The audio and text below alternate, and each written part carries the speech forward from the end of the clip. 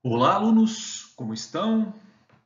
Espero que estejam todos bem. Aqui quem fala é o professor Juliano e hoje estamos aqui para a nossa sexta aula, onde trataremos da cintura escapular.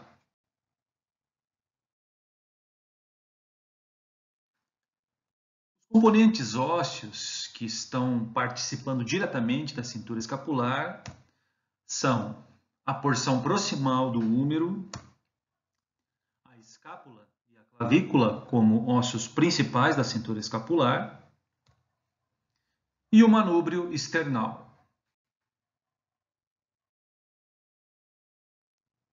Três articulações estão envolvidas diretamente com a cintura escapular. São elas: a articulação externo-clavicular, que é a articulação entre a extremidade external da clavícula e o manúbrio esternal; a articulação acromioclavicular, que é a articulação entre a extremidade acromial da clavícula e o acrômio; e também a articulação glenohumeral, que é a articulação entre a cavidade glenoide e a cabeça do húmero.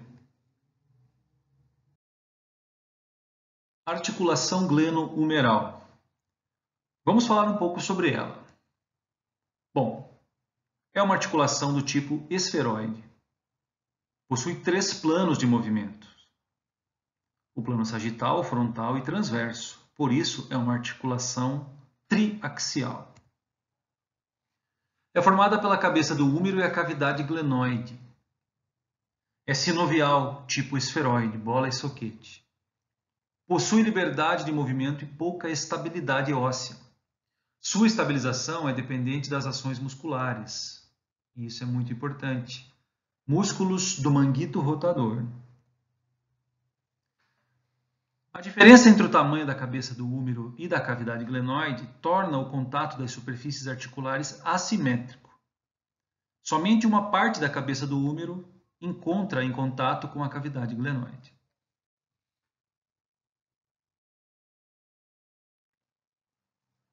Na articulação glenohumeral, a parte côncava é representada pela cavidade glenoide, enquanto a convexa fica a cargo da cabeça do húmero.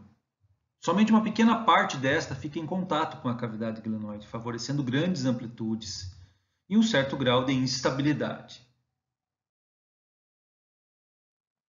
Vejam a articulação glenohumeral, cavidade glenoide, pertencente à escápula, e a cabeça do húmero, que pertence à epífise proximal do húmero.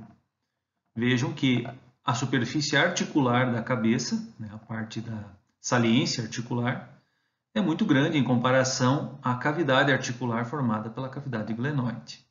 Então, é uma pequena parte da cabeça do húmero em contato com toda a superfície articular da cavidade glenoide.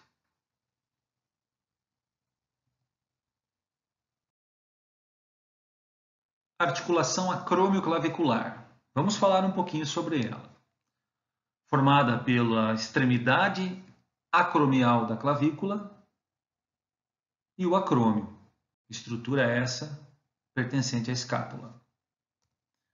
É uma articulação do tipo artrodial.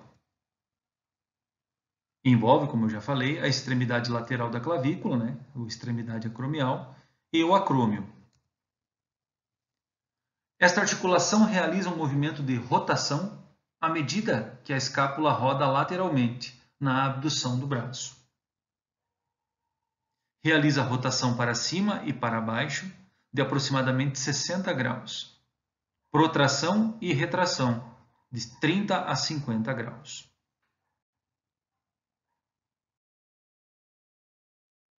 Aqui está a articulação acromioclavicular, formada pela extremidade acromial da clavícula e por essa estrutura pertencente à escápula que chamamos de acrômio. É uma articulação com pouquíssima mobilidade.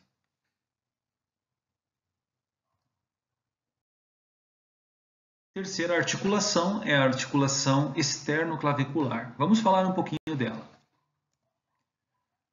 Esta articulação conecta o membro superior ao esqueleto axial. ou seja, a extremidade external da clavícula com o manúbrio external. É uma articulação do tipo selar. A elevação é de aproximadamente 55 graus. A maior parte ocorre nos primeiros 90 graus de elevação do membro superior. A depressão é de aproximadamente 5 graus.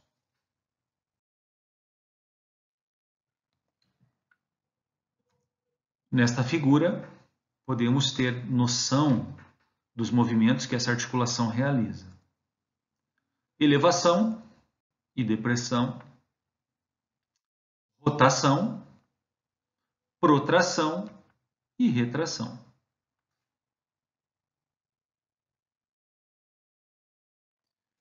Existe também a articulação escápulo-torácica, que muitos chamam de articulação falsa,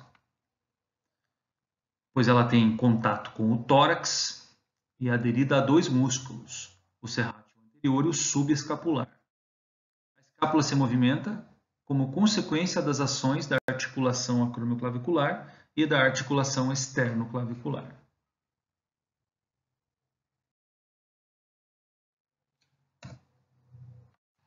Aqui nessa imagem temos uma figura de uma vista anterior de toda a cintura escapular, onde eu vou citar para vocês aqui e mostrar alguns dos principais acidentes ósseos que é interessante que a gente saiba. Como vemos, temos aqui a clavícula com sua extremidade external e sua extremidade acromial. Aqui temos o acrômio e a formação da acromioclavicular. Aqui em cima temos o ângulo superior, aqui embaixo o ângulo inferior da escápula. Suas bordas medial e lateral. Nessa vista anterior podemos perceber aqui o processo coracoide, que é uma projeção anterior, onde se fixam tendões de músculos importantes, como a cabeça curta do bíceps e o peitoral menor. Podemos observar também, aqui na epífise proximal do úmero, a região dos tubérculos. O tubérculo menor, mais anterior, o tubérculo maior, mais posterior. E entre os dois temos o sulco intertubercular, ou sulco bicipital, por onde passa a cabeça longa do bíceps. E esse espaço entre o acrômio e a cabeça do úmero é muito importante a gente observar ele nas radiografias. Chama-se espaço subacromial, não é um espaço articular. O espaço articular é apenas aqui na glenohumeral. Aqui é um espaço onde passam os tendões, principalmente do músculo supraespinhal.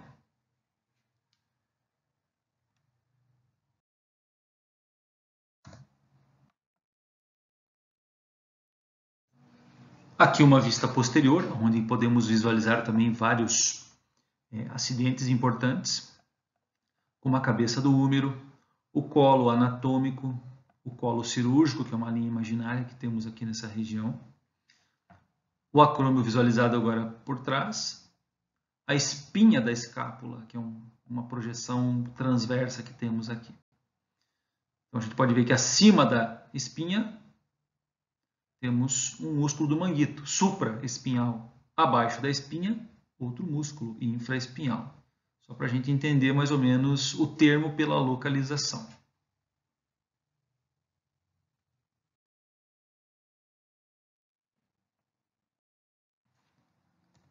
Citamos aí os músculos do manguito rotador e falamos que são eles que dão estabilidade à articulação glenohumeral.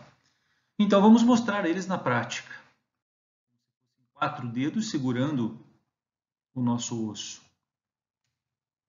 São eles o músculo redondo menor, que é um músculo mais posterior, que é um dos rotadores externos, o infraespinhal, ou infraespinhoso, que também é posterior e também é um rotador externo, o supraespinhal, ou supraespinhoso, que é um abdutor, e é o músculo mais sujeito a rupturas, a lesões tendíneas. E o subescapular, que é o músculo mais anterior, que fica na região ali da articulação escápulo-torácica, e é o músculo rotador interno.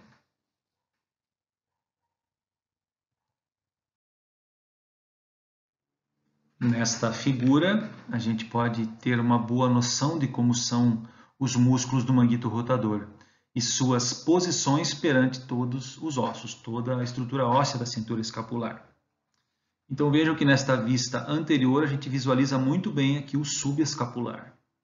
Vejam que ele se origina aqui na própria escápula e se insere lá na região do tubérculo menor. E sua contração vai realizar uma rotação interna do membro superior. A gente consegue visualizar aqui também o supraespinhal, que passa pelo espaço subacromial, se origina acima da espinha escapular e se insere aqui na região do tubérculo maior. Sua contração, sua ação vai gerar uma abdução. A gente visualiza muito bem ele também numa vista posterior. Olha onde ele se origina e onde ele se insere. Muito comum lesões aqui na região do tendão do supraespinhal. E na vista posterior a gente consegue ver o infraespinhal, que é um grande rotador externo, né, que se origina na região da borda escapular e se insere na região do tubérculo maior. Sua contração ativa, juntamente com o redondo menor, vai gerar a rotação externa do membro superior.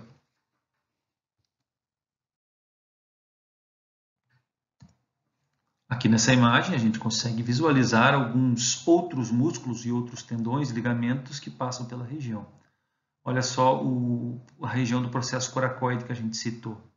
Vejam que a cabeça curta do bíceps vem e se insere nele. Vejam que o tendão do peitoral menor também se origina aqui. Olha o músculo coracobraquial também, como vai utilizar o processo coracoide. E alguns outros ligamentos, né? Alguns outros tendões que tem nessa região.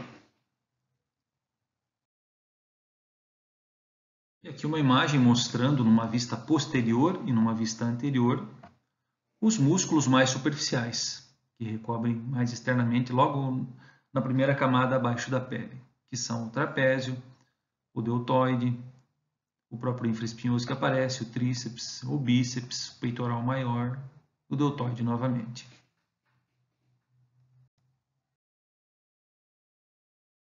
Opa, chegou a hora de olharmos a radiografia. Então, se possível, apaguem as luzes do ambiente em que vocês estão, que isso vai ficar mais interessante a experiência. Então, vejam.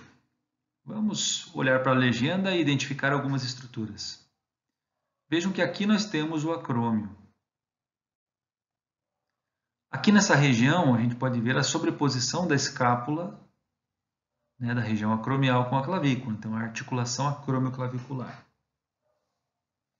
Aqui nós temos a clavícula se projetando.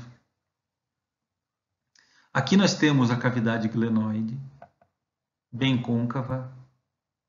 E aqui nós temos a cabeça do úmero, bem convexa, bem saliente. Aqui a gente vê as costelas, né, os arcos costais. Tubérculo maior. Tubérculo menor. O sulco intertubercular passa nessa região, então a cabeça longa do bíceps passa aqui também. Região do colo cirúrgico, aquela linha imaginária que temos aqui. E o colo anatômico, que é a borda da cabeça do úmero.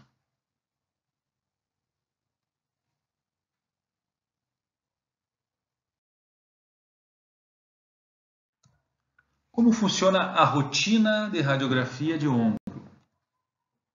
O paciente é posicionado em pé, com um ângulo de 40 graus de obliquidade, e o raio central ainda entra com 30 graus de inclinação, céfalo-caudal, de cima para baixo.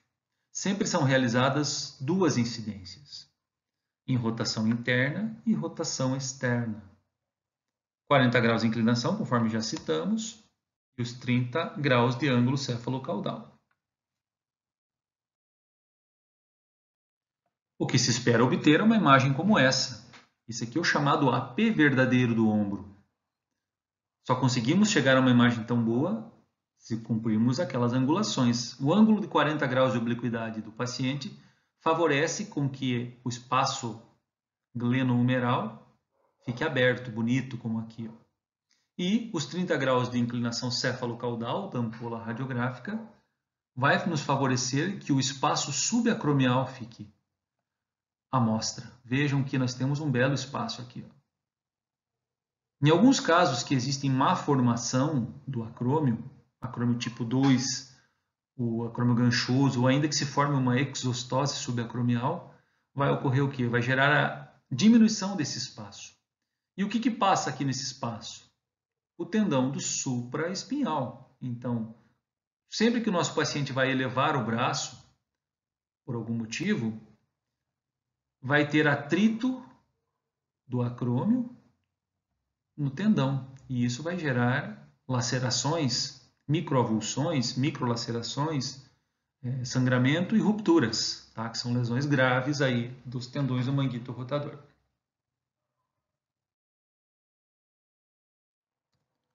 Na rotina de ombro, ainda pode-se solicitar uma terceira incidência, que é uma incidência específica para se estudar a escápula.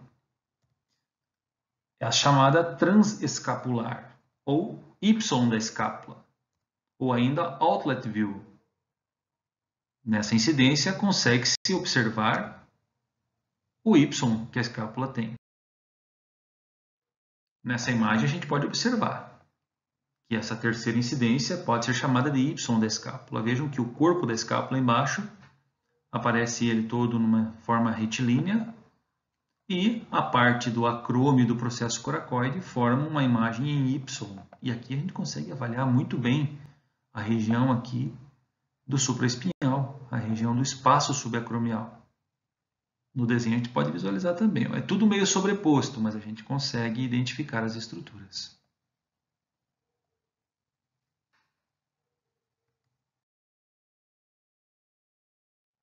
Existe uma quarta incidência, chamada de incidência transaxilar, onde o filme radiográfico fica abaixo da axila e o raio central entra no plano longitudinal céfalo-caudal com pequena angulação acima do ombro.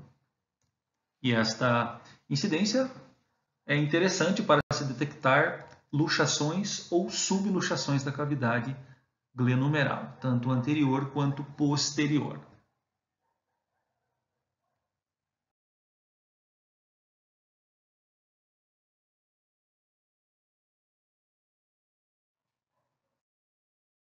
Mais uma incidência interessante, que se utilizava muito antes de se ter tomografia, ressonância magnética, né? Então, existem hoje exames mais detalhados, mais sensíveis para a gente fazer. Mas quando não se tinha acesso a tudo isso, era nas incidências radiográficas que se tentava chegar a diagnósticos diferenciados. Nessa incidência se preendia um peso, aqui está representado por 4,5 kg, mas ele era bem proporcional à força, ao tamanho da pessoa. E vejam que interessante, o peso tinha que ser amarrado no membro da pessoa, não podia ser segurado na mão. Porque se fosse segurar com os dedos, realizávamos contrações musculares e o objetivo de abrir a articulação não iríamos conquistar. Então, é uma incidência chamada acromioclavicular com carga. Ela gera o aumento do espaço articular, porque nós temos a ação de ligamentos acromioclaviculares aqui. E quando eles estão rompidos e a gente prende uma força de tração, eles não têm a função deles, então vai permitir que se abra a articulação.